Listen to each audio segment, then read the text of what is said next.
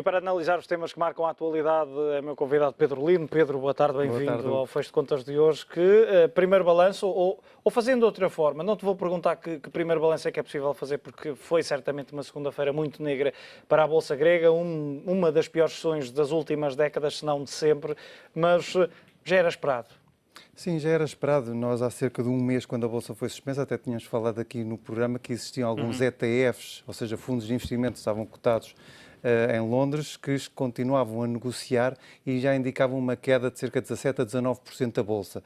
Ela abriu com uma queda que chegou a 23%, depois até recuperou ligeiramente. O setor financeiro foi o mais penalizado, com várias suspensões ao longo do dia de negociação e com os bancos a baixarem mais de 30%, o que demonstra a grande incerteza e a pressão que está neste momento a economia grega, ou seja, o setor financeiro está praticamente parado, porque com estas restrições eles não podem emprestar dinheiro, uma vez que têm saído reservas e depósitos dos bancos, por isso toda a atividade bancária parou. Foi isso que hoje a Bolsa refletiu, uma queda, uma penalização nos títulos das ações e, nomeadamente, salvo eu, uma sucursal do Banco Nacional da Grécia na Turquia valia mais em Bolsa do que o próprio Banco Nacional da Grécia, o que significa que os investidores estão a atribuir neste momento um valor negativo a toda a atividade na Grécia, porque a atividade está em contração, porque não existem depósitos e porque, em princípio, o sistema financeiro vai ter que ser todo intervencionado.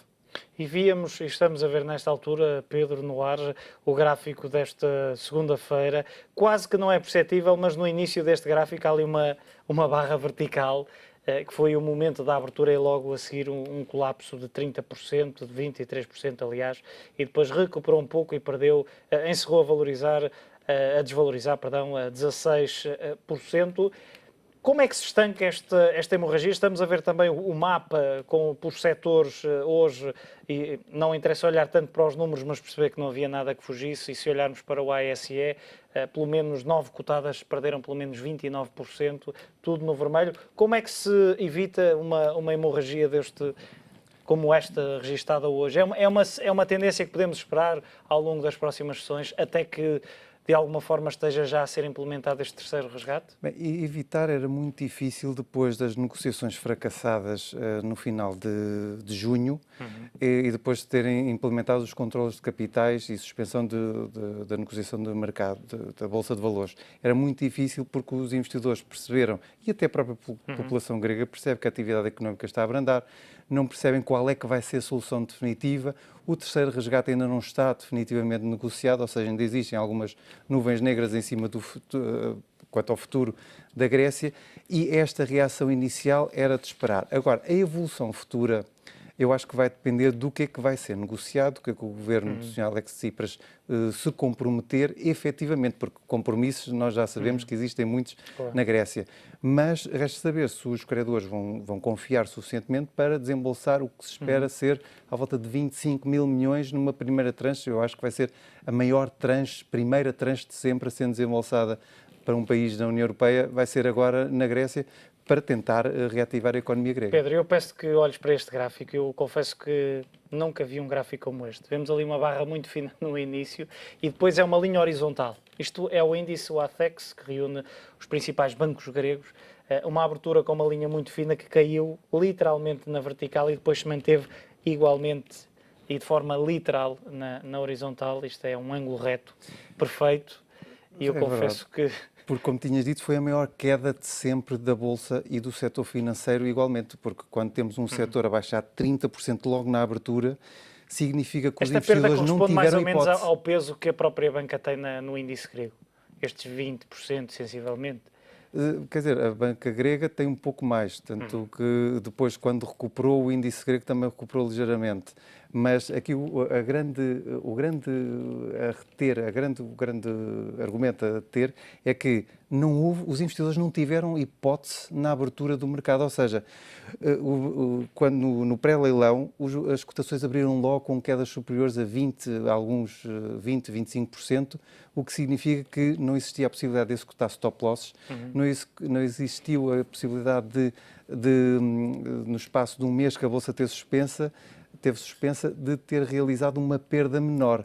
E o que ocorreu na abertura foi isso mesmo, foi stop loss, foram carteiras que tiveram de ser fechadas e a partir daí começou a recuperar. No caso do setor financeiro, toda a gente espera uma intervenção maciça e aumentos de capital que podem ser a cêntimos ou 10, ou como se assistiu em Portugal, no Banif, aumentos de capital a 1 cêntimo ou até menos inferior, a um nível inferior, porque a banca grega precisa de uma grande injeção de dinheiro para fazer face às retiradas que teve e para tentar reativar o seu sistema de liquidez e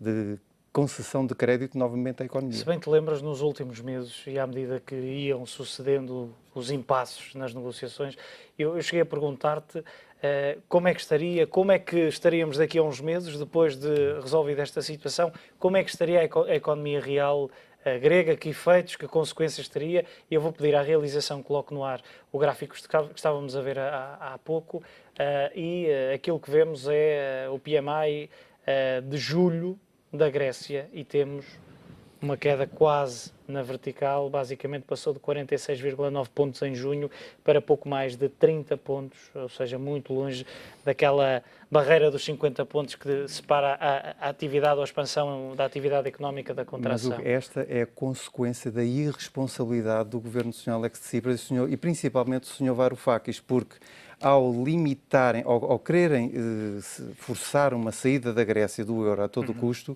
esqueceram-se que existe a população real, a atividade industrial, o comércio, e todo ele parou porque, em face de uma grande incerteza, em face do que foi o congelamento do sistema financeiro, as empresas não podiam continuar a sua atividade, porque grande parte das empresas precisa de um fundo de maneio e está ligado ao sistema financeiro.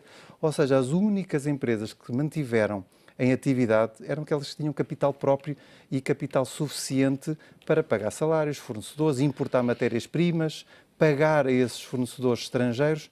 Todas as outras empresas, e que eram a grande maioria que funcionavam com o sistema financeiro, todas essas tiveram que rever em baixo a sua atividade, ou até mesmo, nós ouvimos algumas notícias, empresas que pararam e deram férias aos seus colaboradores. Ou cortaram salários em 20% e 30%, ou até 50%. E esta é uma consequência de porquê que os governos têm que ser muito cautelosos. Isto dizer que sair do euro é muito bonito, vamos prometer tudo às populações, é muito interessante na teoria, depois na prática temos consequências como esta, que depois ainda vão ter consequência ao nível do desemprego, dos dados de desemprego que vamos a conhecer dentro das próximas semanas. Pedro, para terminarmos, e porque nesta versão expresso do fecho de contas temos menos tempo, passou um ano sobre a intervenção no BES, o Governo garante que os contribuintes não serão penalizados. Parece-te que essa garantia, ou ainda é possível dar essa... Eu vou-te juntar duas perguntas numa. Por um lado, se é possível dar essa garantia ainda hoje em dia, e vimos que as últimas propostas terão ficado aquém daqueles 4.900 milhões. Outra pergunta que te coloco e que li este fim de semana é: por que não manter o novo banco como está, tentar revitalizá-lo um pouco mais e pensar em vendê-lo daqui a um ano, ou 2, ou 3? Quanto aos contribuintes, os contribuintes perderão dinheiro se a venda for inferior a 4,2 mil milhões, porque existe aqui uma almofada, ou 3,9 ou 4,2, porque existe uma almofada que é respeitante ao fundo de resolução, e o fundo de resolução é participado pelo sistema financeiro. Pode-se dizer que indiretamente a Caixa Geral teria ou terá de participar nesse fundo de resolução e por essa via os contribuintes perdem um pouco. Bem, mas esse diria que era um mal menor do que uma situação tipo BPN, onde os contribuintes têm que desembolsar diretamente, através do Orçamento de Estado, um resgate ao novo banco, ao Banco Espírito Santo. Por isso, esta situação parece-me que, por agora, cautela os interesses dos contribuintes. Há que ver como é que vai ficar a questão da litigância de futuro, quanto ao papel comercial, aos imigrantes, aos obrigacionistas que têm ações do Banco Espírito Santo, se vai ficar para o novo banco ou para o BES-MAU. E se for para o BES-MAU, um dia alguém pode ter de ser chamado a pagar dentro de, se calhar, 5 ou 10 anos. Porquê que o novo banco não fica para o Estado? Eu diria ou para o Fundo de Resolução, porque o Fundo de Resolução é uma entidade participada por todas as instituições financeiras e estariam a dar dinheiro a uma instituição que estaria a concorrer com todas as outras. Ou seja, não seria, eu acho que até mesmo ético, porque os maiores acionistas, os participantes são as instituições financeiras, terem de uma forma ou outra acesso à informação, ou se não tivessem acesso à informação, estarem a financiar uma empresa que iria concorrer com elas. Que é concorrente. Para além de que, por outro lado, a atividade do novo banco não consegue ser completamente desenvolvida enquanto não tiver um acionista forte que lhe dê liberdade e que dê músculo financeiro. Ou seja, ainda existem grandes restrições à atividade do novo banco e só podemos esperar uma dinamização da economia portuguesa, e nós vimos as críticas do Primeiro-Ministro à Caixa Geral de Depósitos, porque não empresta dinheiro suficiente à economia, e nós só podemos esperar que o novo banco exerça essa atividade se tiver um acionista forte que injete dinheiro e, muito sinceramente, não pode ser o Fundo de Resolução. Pedro, obrigado pela tua Obrigado. análise neste fecho de contas, a análise de Pedro Lino.